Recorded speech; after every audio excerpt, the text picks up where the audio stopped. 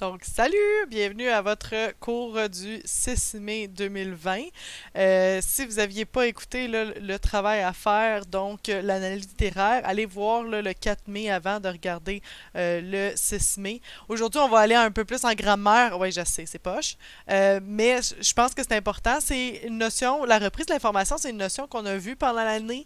Mais je pense que c'est important de revenir dessus là, surtout en corrigeant vos textes pendant l'année, je me rendais compte que des fois c'était un peu plus difficile. Puis en comprenant bien la reprise de l'information, vous allez pouvoir mieux comprendre aussi l'accord des verbes, par exemple. Donc, on va aller voir ça.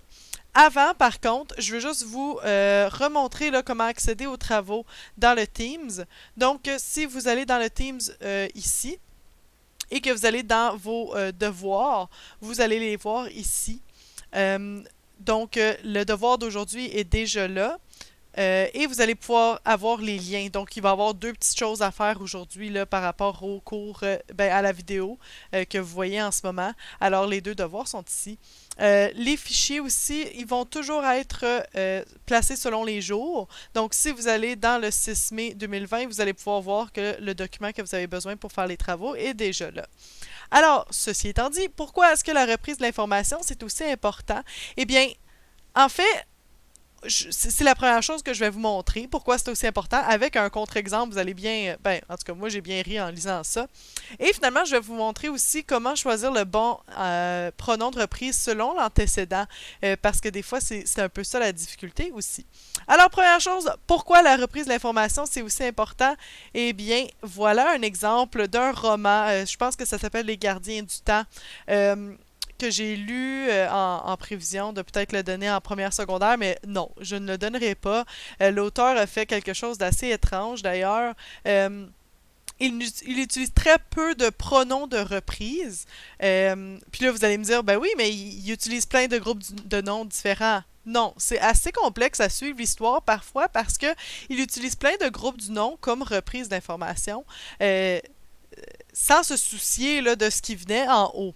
Donc, évidemment, en disant ça, juste pour remettre en contexte, la reprise de l'information peut se faire de quatre façons. Donc, par un pronom, c'est celui qui est le plus facile à faire, parfois. La reprise par le groupe du nom, par la répétition et aussi par le groupe adverbial. Nous autres aussi, aujourd'hui, on va surtout parler de ces deux-là. Puis, vous allez voir pourquoi est-ce que faire la reprise par un groupe du nom, parfois, c'est un peu intense quand c'est fait, quand c'est trop fait. Alors, on a un personnage là ici qui se nomme Felena, euh, euh, mais on a un premier personnage qu'on utilise un elle. En fait, ce personnage-là se nomme Elora, je crois. On va en parler un peu plus tard là, ici. Mais au départ, on parle d'Elora. On parle aussi d'un autre personnage qui s'appelle Felena et on en fait référence là, dans le texte de plusieurs façons différentes. Vous pouvez toujours faire pause dans la vidéo si vous voulez lire le texte au complet. Mais on fait référence à Felena de différentes façons. Mais pour Elora, ici, qui est en rouge, on utilise le elle, on utilise aussi le groupe du nom la femme de lumière, on utilise aussi l'ange. Alors, vous pouvez voir que déjà là, dans la même page, on a utilisé plein de groupes de noms différents. Donc, même moi, il a fallu que je relise cette page-là plusieurs fois parce que j'étais comme, ok, c'est qui l'ange? Ah, ok, c'est Elora qui parle de Felena, qui est aussi un autre ange. Donc, ça devient un peu complexe là, à suivre dans une histoire comme ça. On a aussi un personnage qui se nomme Pierre ici, et Pierre est aussi le scientifique. Okay? Donc, on utilise déjà deux GN différents. Euh, on a aussi, oups, je vais prendre une autre couleur, un autre personnage qui se nomme Quest, qui est en fait Sarah Quest. Mais on utilise, au lieu de juste utiliser son nom comme reprise, on utilise la collègue de Billy.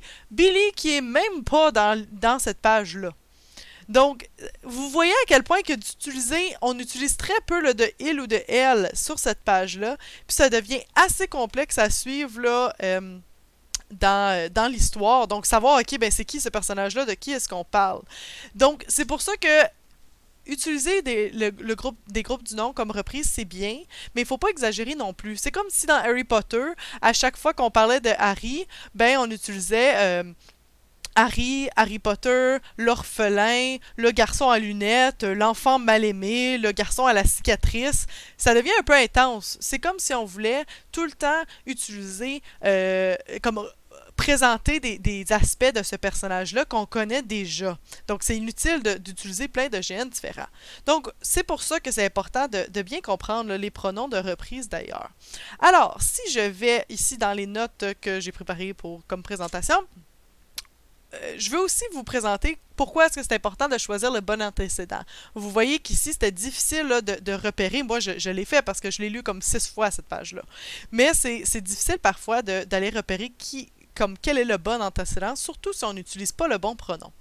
Alors, toute reprise antécédent doit être facilement reconnue par le lecteur. Alors, le pronom de reprise doit avoir le même antécédent. Vous allez voir, là, je vais vous expliquer qu'est-ce qu'on veut dire par là.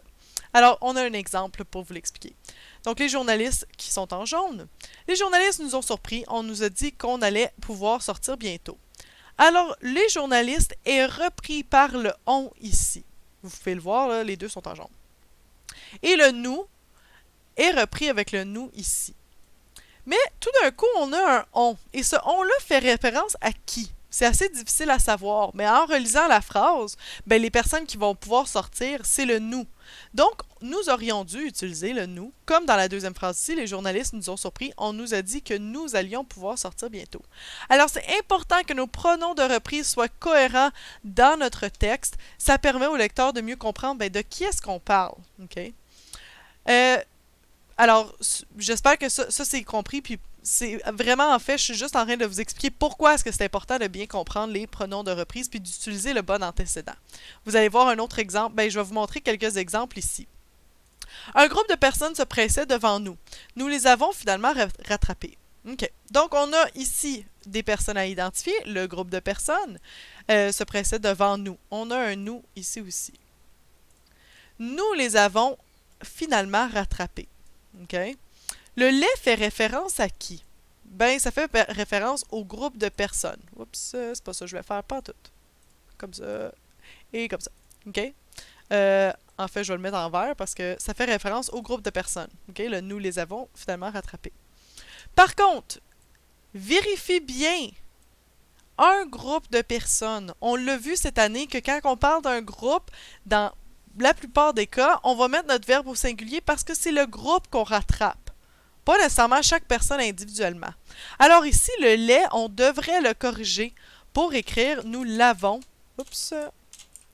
Nous l'avons finalement rattrapé. Et là, on va aller corriger notre participe passé ici. C'est un participe passé avec avoir. Nous avons finalement rattrapé qui? Le L', qui fait référence à un groupe de personnes. Donc, notre complément direct est placé avant notre verbe. Alors, on doit aller corriger ici. Nous avons finalement rattrapé le groupe de personnes. Okay? Là, c'est ce que je viens de dire sur le participe passé. Ça vous a mêlé. On va le revoir aussi, mais ça devrait être connu, là, comment accorder notre participe passé quand on a l'auxiliaire avoir, comme ici. Donc, il faut l'accorder avec le complément direct s'il est placé avant notre verbe, comme c'était le cas ici. Okay? On a un deuxième exemple ici. La foule attendait impatiemment que le défilé se mette en marche. Quand on donnait enfin le signal du départ, ils l'applaudirent avec enthousiasme. Bon, le « il » ici fait référence à qui? Il fait référence à la foule. Et là, encore une fois, la foule est féminin singulier. Donc ici aussi, ça devrait l'être. On devrait le changer pour... la foule, c'est féminin singulier. Alors, on devrait changer ici pour « elle applaudit » avec enthousiasme. Okay?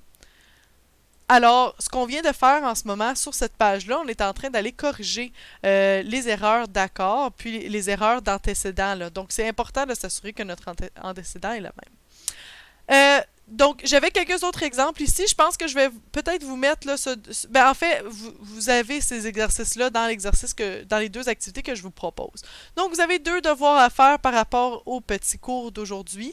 Tout d'abord, vous devez le lien est déjà dans le Teams. C'est un document là, du CCDMD, donc sur le pronom de reprise, l'absence de lien grammatical. Donc, la correction qu'on vient de faire. Vous allez voir, on a déjà fait le premier, puis on en a peut-être fait un autre. Là. Alors, ça, c'est le premier devoir que vous allez avoir à faire. Et le deuxième, c'est d'aller faire les pages dans à toute épreuve, j'allais dire alinéa, là, mais à toute épreuve.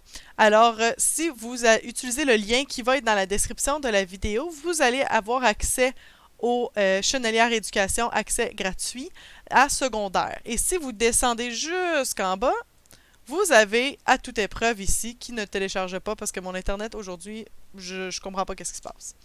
Alors, c'est important de bien cliquer sur le livre, pas sur hyperlien, cliquez sur le livre. Et je vous demande de faire les pages 134 à 137 qui, surprise, surprise, parlent justement de la reprise de l'information. Alors, si on va à la page 134, donc j'ai été en haut ici, j'ai tapé ça, on parle du pronom de reprise ici. Alors, vous avez les choix en haut, saisie des réponses, réponses une à une ou toutes les réponses. Là, ça sert à rien là, de faire l'exercice si vous allez juste cliquer sur toutes les réponses. Alors, allez sur saisie des réponses et vous pouvez aller écrire vos réponses là, dans les carrés ou vous pouvez même le faire là, sur un papier. Je ne demande pas à voir ce travail-là. Faites-le. Si vous avez le cahier à papier, super. Sinon, vous pouvez le faire en ligne comme ça. Je ne demande pas à le voir. Seulement, allez m'écrire dans le Teams quand c'est fait. OK? Alors, dans le Teams de votre groupe, vous avez la mention description, discussion de groupe, excusez. Alors, vous pouvez aller m'écrire que vous avez fait le travail que je vous ai demandé aujourd'hui. Pas besoin. Si jamais vous avez des questions, par contre, vous pouvez aussi me les écrire là, mais pas besoin là, de m'envoyer votre travail. C'est un peu compliqué à faire. Là. Je veux pas avoir des photos là, à regarder. Donc, ce travail-là, c'est vraiment juste pour consolider votre apprentissage du cours d'aujourd'hui. Si jamais vous avez des questions, vous ne comprenez pas, gênez-vous pas pour aller m'écrire. Ça va me faire plaisir de vous répondre. On peut aussi faire des appels là, individuels si jamais vous en avez besoin. Donc, j'espère que le cours d'aujourd'hui a été bien compris sur le pronom de reprise. C'est de valeur, là, on n'est pas en classe, ben, c'est pas comme si vous alliez me poser plein de questions non plus, hein, vous connaissez ça.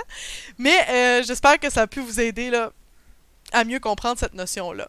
Alors, vendredi, on va avoir un autre cours. Ça va être encore un peu grammatical, mais la semaine prochaine, on va tomber un peu plus dans peut-être l'analyse littéraire. Ça va peut-être vous aider aussi là, à mieux comprendre qu'est-ce qui s'en vient, par exemple, au cégep ou à l'université ou dans votre apprentissage futur.